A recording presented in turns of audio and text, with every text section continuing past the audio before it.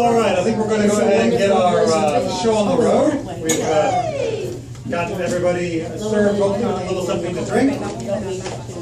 And now that we've had a stiff drink, we can talk politics. Oh, yeah. It's not stiff enough for that. Not quite stiff enough for that. The Israeli population went to the polls a few months ago, and after a couple months of negotiation, longer than usual, a new coalition was established in the middle of March. Unlike America, which has a congressional and presidential system, Israel has a parliamentarian system, which is based upon national elections, and the percentage of national votes that go towards your party determines how many representatives you will receive in the Knesset.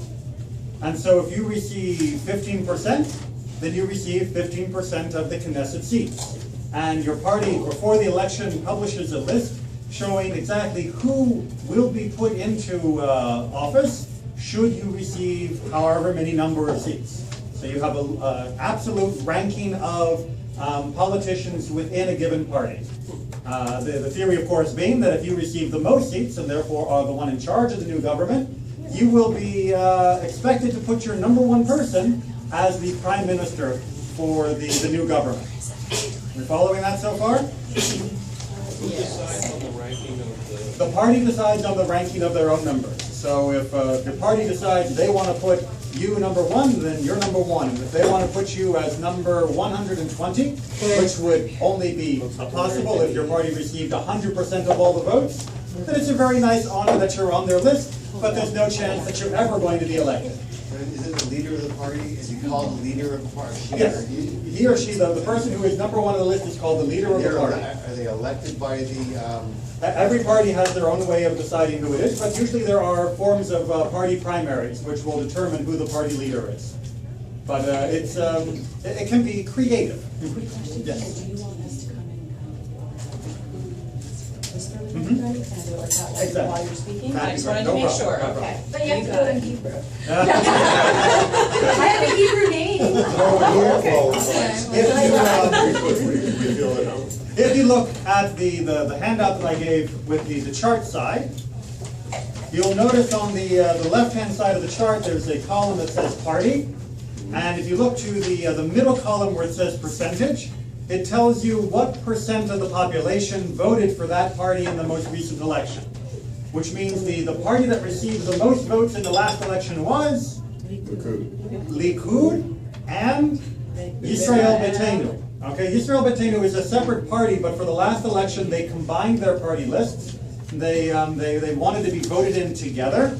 This is a strategy to try and make sure they can maximize the impact on the new government. And as such, they ended up with 23% of the vote.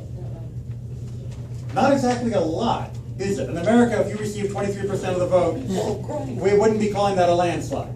And yet 23% of the vote is, well, enough, because they have the largest number of seats, what are called a plurality of seats. Not a majority, obviously. A majority would be 60, or 61 rather, but they have a plurality. They have the largest single block of seats. If you look on the right-hand side, it points out they have 31 seats.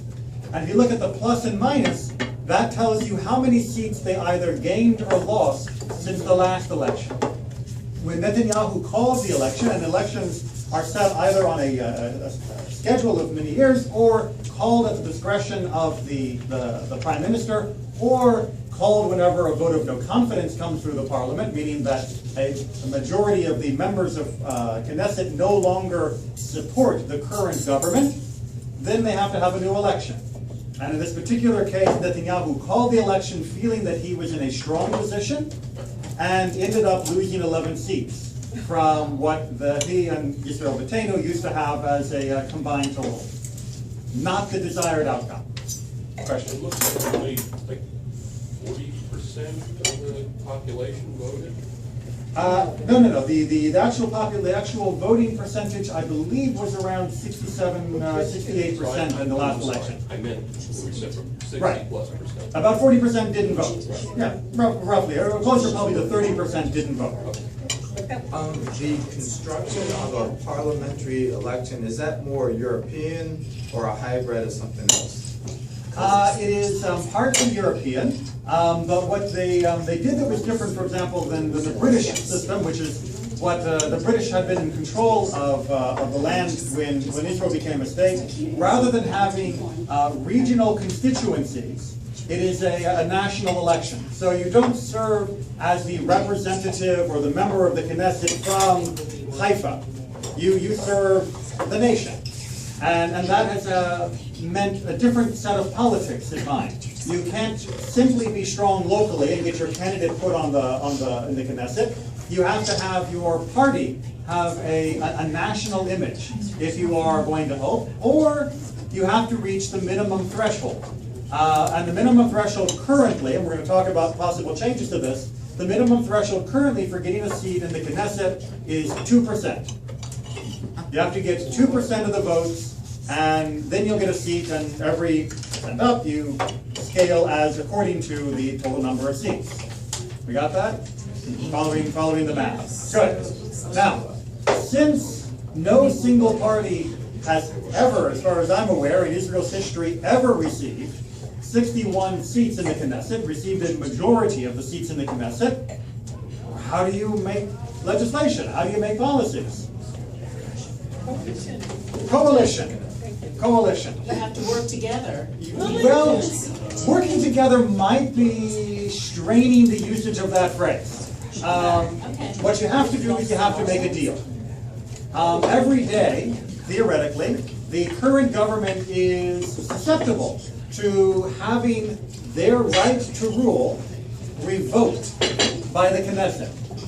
If a majority of the members of the Knesset on any given day decide they no longer support the governing coalition, the prime minister and the rest, and the cabinet, that government collapses and new elections are held. Well, there's a little bit of a grace period where they can try and scrape something together, but that means that at any given moment, all the members of the coalition, all the members that are combined to make that 61 plus, have at their disposal the ability to bring down the government if their removal would drop the government below 61 votes. Does that make sense? Yes. Imagine, say 4 people who are all moving a refrigerator, right? The refrigerator is too heavy for 3 people, and 4 people can manage.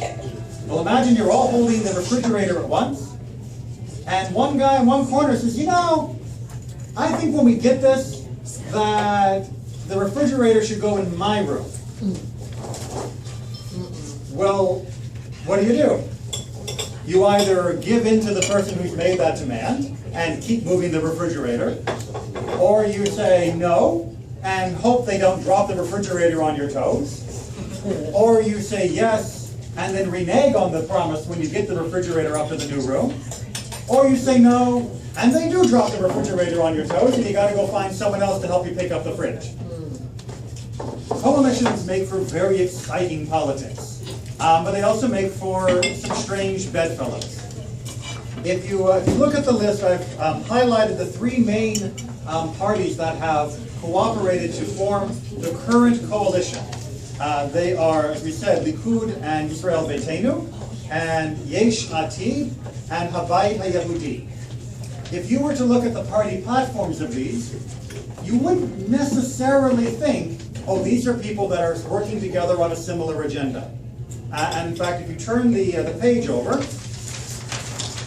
you'll see my attempt at putting together a Venn diagram, which tries to outline areas of possible agreement and areas where they have perhaps different policies, and yet somehow this mix of ideas is going to create a governing coalition which will put policies into action. That's the theory. How are we doing so far on the basics of Israeli politics and how things get stitched together? Did they see this diagram on there? Did they see this diagram? Every Israeli instinctually knows the diagram. Okay. Israel continues to be one of the best read nations in the world. More books consumed per capita, and more newspapers and news information consumed per capita than anywhere else on the planet. So, so most Israelis know who's who, what's what, and what policies each have, and they understand that governance means compromise, and it means deals, and it means the occasional knife in the back. So that goes as being an understanding among the Israeli population. So nobody is surprised that this is the coalition that came out, but of course people weren't sure this was the coalition that was going to come out, because there were a number of surprises in the last election. The first I already mentioned, that Likud and Yisrael Beitenu went down 11 seats. They were banking very hard that the difficulties with the Iranian nuclear program would promote their agenda much more than the agenda of other parties, which had different focuses. I'm not saying that they misjudged how important the Iranian program is, but they do apparently seem to have misjudged how important it was relative to other ideas and other topics and issues that were on the mind of the Israeli populace. So everyone in Israel, of course, is very concerned about what's happening in Iran, but that isn't necessarily the main thing that made them tick their box when they were at the ballot box. Yesh Atid, which is a brand new party, did surprisingly well.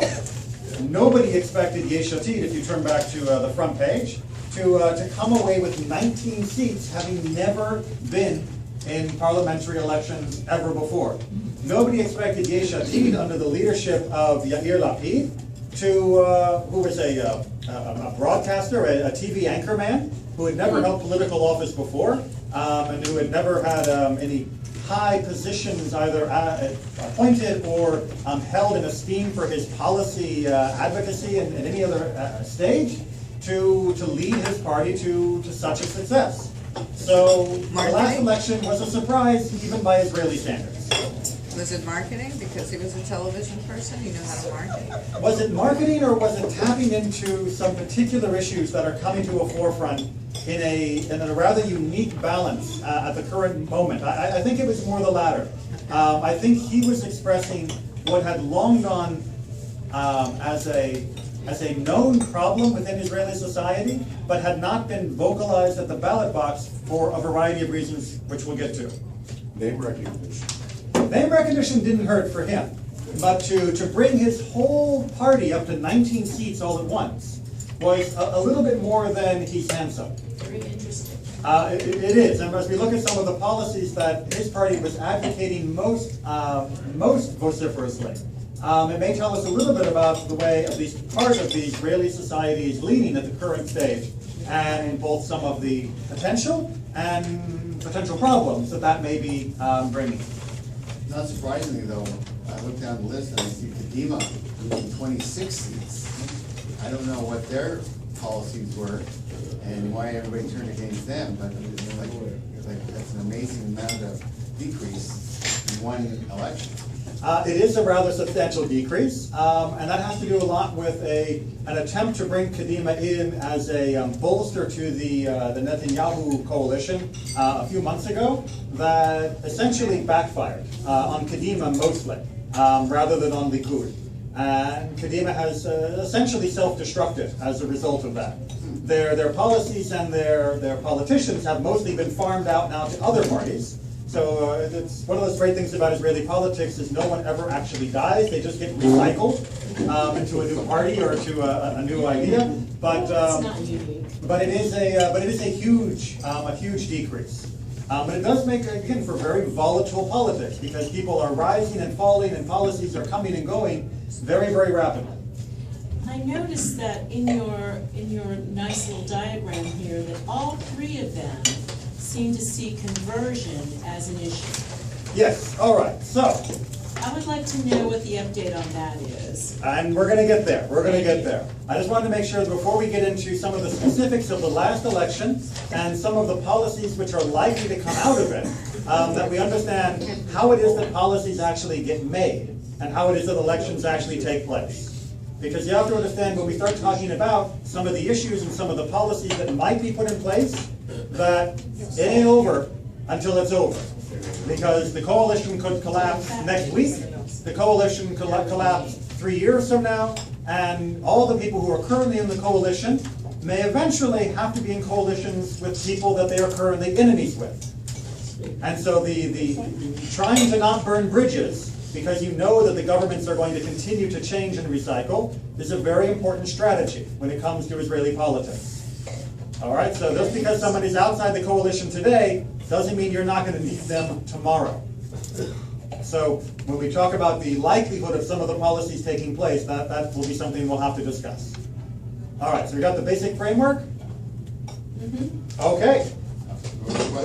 Well, we got another question? Okay, just a second. Let me start getting these papers around. Maybe I can get some help to pass them. Oh, no. And then we can hit the questions as well. Let me keep one for myself. All right, question. Is this the first time that the religious party hasn't been part of the coalition? Excellent question. Let's make sure that everybody understood. Is this the first time that, I want to make sure I quote you correctly, so I answer correctly. Is this the first time that a religious party has not been part of the coalition? Shas. Shas, not necessarily, but the question of the role of the religious parties in Israel is very important, and one that we need to immediately clarify. So I'm just going to wait for the handouts to get around, so the shuffling allows for a little more concentration.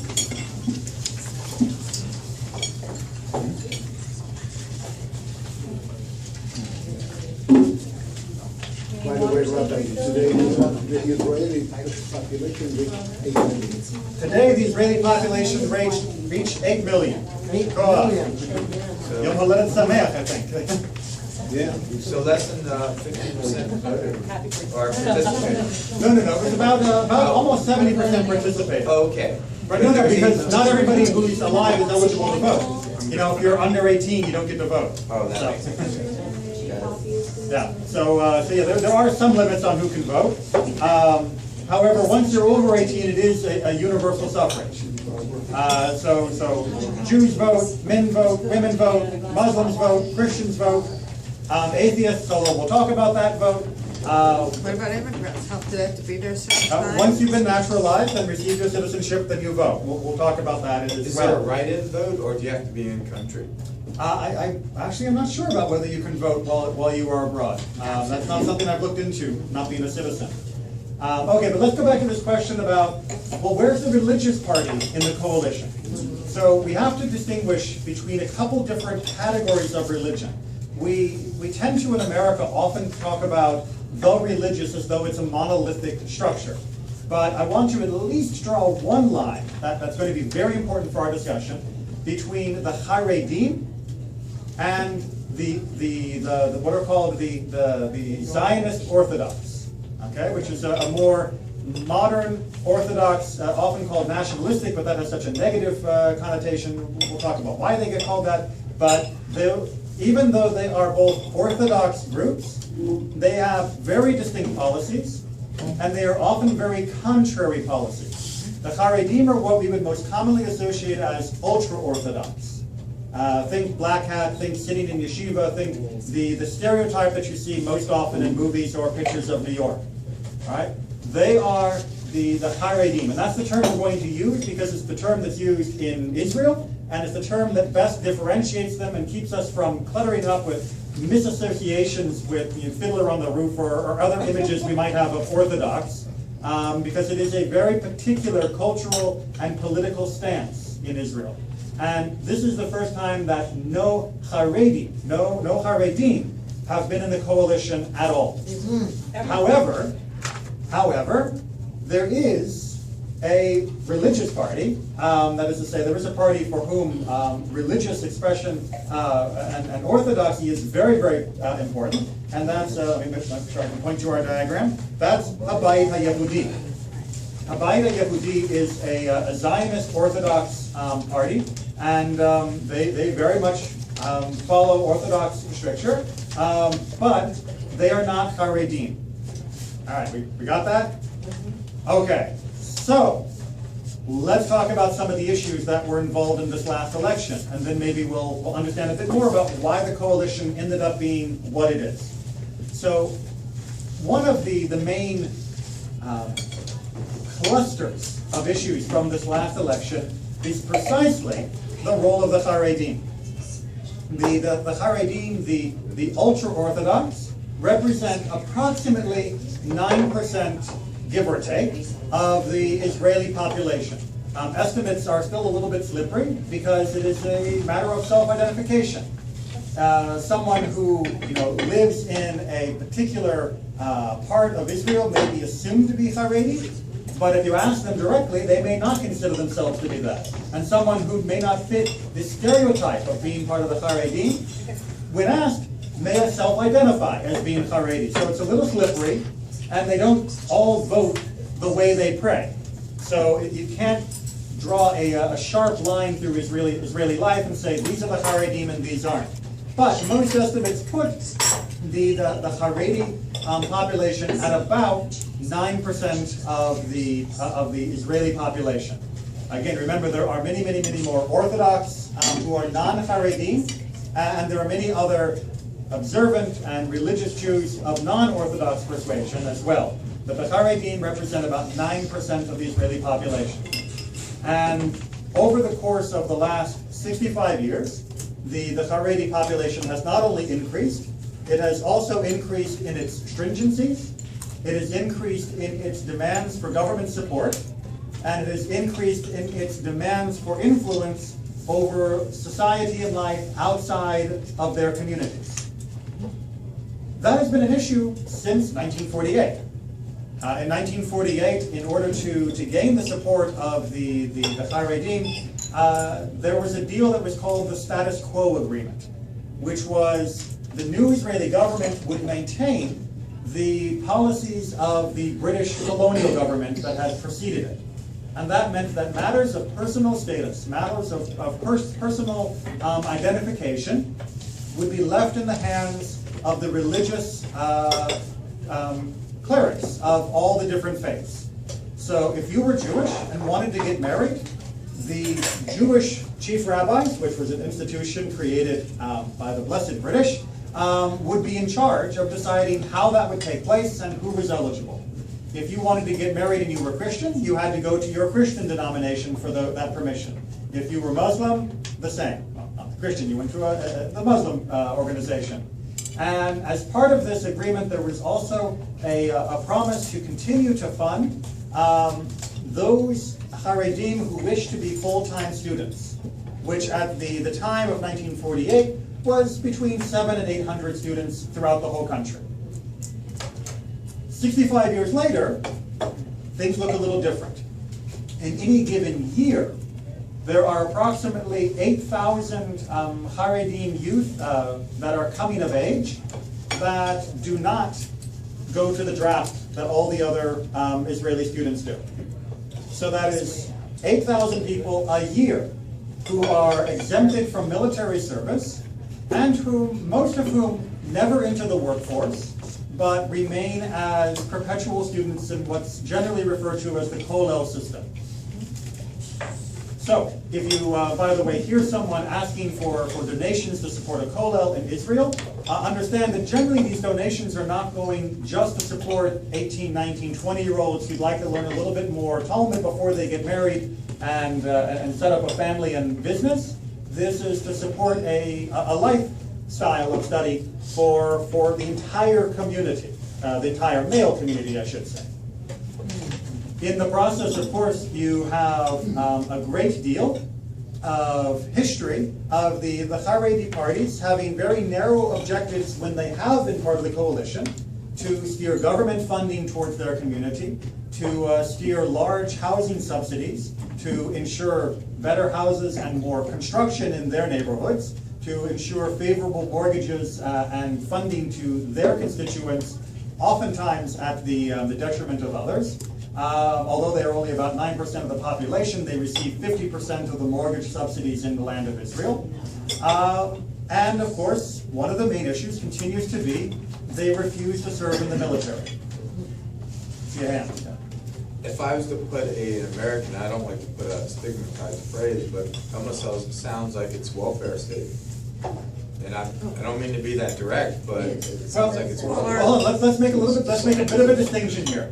When we talk about a welfare state in America or most other European countries, generally when we're not being cruel, and I do recommend we're not cruel, We're talking about how does the country support those who are unable to care for themselves? Those who have been injured, those who are ill, those who have received some disadvantages thanks to the poverty in which they were born and are having difficulty pulling themselves out of. Generally, the issue in Israel has not been whether or not the Haredim are poor. On the whole, by and large, most of them do not live affluent lives. Most of them do live in what most Americans would call poverty conditions. They have very small homes. They have very modest consumer lifestyles. But it is they never claim they cannot work. They never claim that they are unable to work. They claim that what they do in yeshiva is more valuable to them and the country than working or serving in the military. And therefore, they don't believe that they are receiving a handout. They believe that they are receiving the just distribution of the national wealth to support what they consider to be the most appropriate use of their time. So it is a little different than what we would generally refer to as a welfare state. Most welfare recipients, when they're being honest, and I know some people have a different attitude, but the majority appreciate the help that they are receiving, and many of them are ashamed that they even need help. The general Haredi population believes that what they receive is entirely what they should be receiving, if not more. So there's a couple of things. So like Muhammad Ali, a conscientious objector, he didn't serve in the Vietnam conflict, but he wasn't allowed to fight and make money. Right. During that same period of time. So these people are kind of putting that on themselves. They don't really go out and earn a living. They're serving a service for all the other people who don't have the time to go and pray and read and learn. And is that what's going on? Are they serving? Are they like? That is the rhetoric that is used. Okay. Is that they believe that, as one of the quotes that was given quite recently when the election was taking place and then when the coalition was being formed, was that it isn't the Iron Dome that protects Israel from the rockets of the enemy, that it is their Torah study that protects Israel from the rockets of the enemy. Now that isn't to say that the yeshivas that live near Gaza don't evacuate when there are problems. This isn't to say that the yeshivas don't necessarily move their soldiers of studiers to the front line to provide Torah support for others. But the rhetoric that is used is yes, they believe that the only reason Israel exists is for the work they do, and that if they were to stop, that Israel would collapse. Because God would have no reason to favor Israel if they were not studying 24 hours a day. Historically, to call them a conscientious objector is problematic in my opinion. Because historically, Judaism has not viewed the right to study as superseding the obligation to defend your people and your nation. It says quite clearly in all of the law codes that although, yes, wars that are voluntary, that is to say, wars that the government is undertaking for reasons other than survival, oftentimes people will be excused. Most famously, people that are newlyweds, people that have just built a house, and such similar categories. But in wars that are for national survival, everybody serves. Everyone. Even somebody that if you have to drag them from the chuppah and put them on the front line, everybody serves. And so to claim that their service is greater than the needs of the bridegroom standing on the chuppah is not conscientious objection under any laws of Torah that I know. They may want to claim that it's conscientious objection under their own rules, but that isn't the line that they're taking. They're claiming that they are the authentic interpreters of Jewish tradition, and by their rules, Jewish tradition says, you go fight and you send me a check, I'll stay here. And I don't believe that there's any substantial evidence in Jewish law that supports that position at all. In Torah, as I recall, when they were taking all the numbers of the tribes and eligibility, that there was a status where an individual was a newlywed Correct. and such, and so I'm assuming because they're fundamentalistic, that they would follow those same guidelines. You would think that, yes, and you'd be mistaken. So yes, what seems to be a cut and dry interpretation of Jewish law and its application over the last 2,000 years cuts no ice. And primarily it's because the communities have built themselves up around this notion of having an insular control over their own population and destiny. And what this is going to build into is in fact some of the other issues that are on this one of the issues page. So the draft is one issue, but it is very much connected to the issue of education. Currently, Israel has on the law, I should point out by the way that the Supreme Court and the government has categorically repeated over and over again, nobody has the right to this exemption. The Israeli Supreme Court has handed down that decision a couple times now, and the government has refused to enforce that decision. And why would they have refused to enforce it prior to this? Because it's part of the coalition. You're asking the people who benefit from it to enforce the law against themselves. And as we know, generally people don't like to enforce laws against themselves if they can avoid it. And since the Supreme Court doesn't have its own independent police force to enforce the law, but has to rely on the government, it has gone unenforced. Similarly, Israel has on its books laws that require all schools in Israel that receive government funding, which is pretty much everyone, to teach certain core curricular subjects. Math, history, science, English, certain basic categories of education, which many of the Haredi schools have chosen not to teach. Why? How can you ask us to waste time teaching these things when we could be studying Talmud?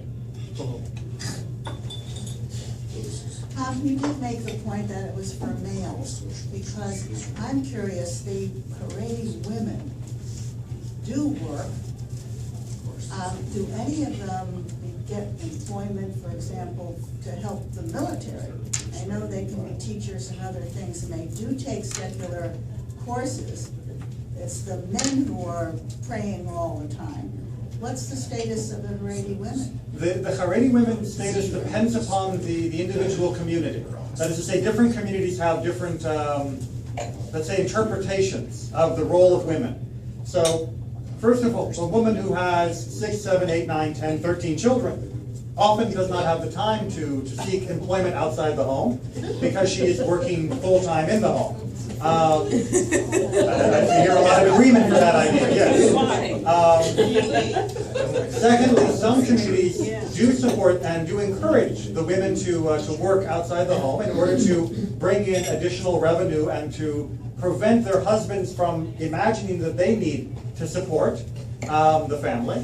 By the way, I should point out that that is the exact opposite of what all your ketubot said when you got married. The ketubah explicitly says that it is the husband's obligation to provide for the wife. And so I do wonder sometimes whether they've read their ketubah, but that's a whole other aspect of the sociological issue, but we really want to focus more on the government policy. But there are some communities which are beginning to discourage women more and more from working outside the home, not just because it takes away from child rearing and bearing, but also because it puts them in a position where they may either be in situations that are too familiar with men, not their husband, or where it may expose them to ideas which are considered inappropriate to the community. And so working in the general secular community is severely frowned upon. And that comes down to this issue of education. It's not only is it a question of are you detracting from the time you would be spending for studying Talmud and Torah, but are you being exposed to ideas which may make you question the lifestyle that our community advocates or the interpretation of Torah and Talmud that we are preaching and practicing. And there are many communities that would, quite frankly, rather not have those discussions. And so if you don't give them the information to be able to formulate those questions, it very neatly avoids that issue. Simultaneously, by not teaching them core secular subjects, how well are they going to be prepared for taking a job? Not very. Which means you also reinforce the notion that the only thing you're fit for, which coincidentally happens to be the best thing in the world, is a lifetime of studying Talmud and Torah. Because you don't know enough math, you don't know enough history, you don't know enough science, you couldn't get another job anyway, so better to stay in yeshiva. And this allows for a perpetuation of the societal choice, often in ways that are, and quite frankly, coercive to the members of the Haredi population. There are programs which have been established to try and help Haredim who wish to work or who wish to become employed in other fields other than yeshiva study. There is a great deal of resistance from the other members of the community. What, you are going to throw away a lifetime of Torah to go and be a dentist, to go and be a computer technician? What a shanda! And the families will literally turn their backs on those who would choose to do such a thing. Additionally, there is a large threshold. You have to study and prepare yourself if you're already an adult to enter into the secular workforce. And during that time, your community and possibly your family will be not supporting you. And since many of the subsidies that are given to the Haredim are directed through the yeshiva itself rather than to the individual, the yeshiva may lose your check that month. And you can be in a very difficult position. So they have virtually no representation in government. This time. For the first time. Okay. And that's the issue. Prior to this, they had what you might call disproportionate representation. That is to say, although they were represented only proportionally as part of the population, because their membership in the coalition was often essential. Remember the guy helping you move the fridge. You would give them what they wanted within the sphere of life that they were most concerned with. So if they asked you for funding for their schools and if they asked for subsidies for their housing, and then they would vote on all the other policies you wanted, you said, well, you know, it's a small price to pay for whatever other bigger policies we want as a government to achieve. And so we'll write you the check, you'll keep moving the fridge with us, and we'll all be happy. Well, maybe not all of us, as we'll see. This is over here, the conversion. Yes. Oh, you're not. We're not on the conversion yet. We're getting there. I still have something about I have this. this question, I'm just simply confused. Yes. Between the Haredim, where the other Hasidic Jews who do not believe in the state of Israel until the Messiah comes. Okay. Are they just people the same? I'm confused. I think I'm missing something. You're confused? Welcome to the club. All right, so let's make sure we got the question here. So Bijan is asking, well, wait a minute. Aren't there some Haredim, some Hasidic Jews in particular, but not necessarily only Hasidic ultra-Orthodox, who don't believe in the legitimacy of the state of Israel anyway, as a state? Because they believe, by their interpretation, that Israel should only have been founded by the coming of Mashiach. And since, unfortunately, when I look around, Mashiach isn't here, or at least he hasn't identified him or herself yet, we have to say, in their opinion, that Israel is an illegitimate expression of anti-Jewish ideas. And the most vociferous group of that is the Torah Karta, who fly regularly to Iran to visit Ahmadinejad and say, yes, you know, those Zionists are terrible, and you know, it's a terrible, terrible shame on all Jews. But many of the Haredim that we are discussing here agree with that position, not as strongly as they do, but do believe that Israel should not have been founded